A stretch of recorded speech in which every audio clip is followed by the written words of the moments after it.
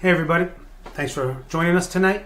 I'm going to share with you from 1 Corinthians chapter 10 verse 23.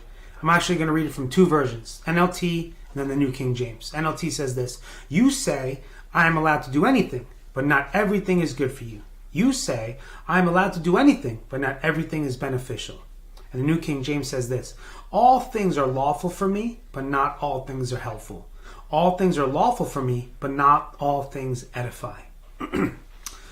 See, although the Lord has blessed us with the ability to make our own choices, and like this says, we're allowed to do whatever we want, every choice we make will not bring us closer to the Lord.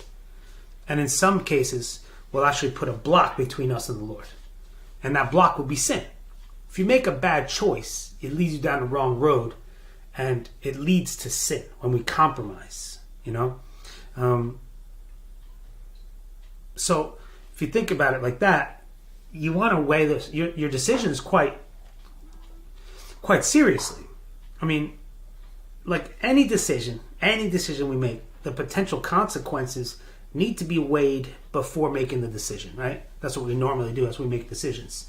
We weigh it, and we decide, too many cons, forget it. Yeah, more pros than cons. We're going to go with this one, But the thing is this: you don't want to do anything that might potentially put you back in bondage to sin either, right?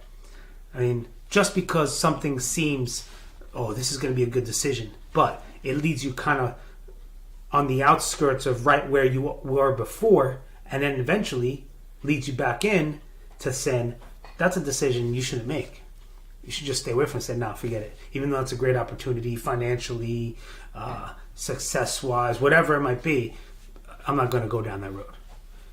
Sometimes it's better to sacrifice and live in a manner that might be more humble, might be having less than you had before, but keeps you in right standing between you and the Lord.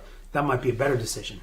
Because ultimately, as a believer, where you stand with God is more important than where you stand in the business world, in the eyes of the world, where you stand in athletics or professions or anything like that.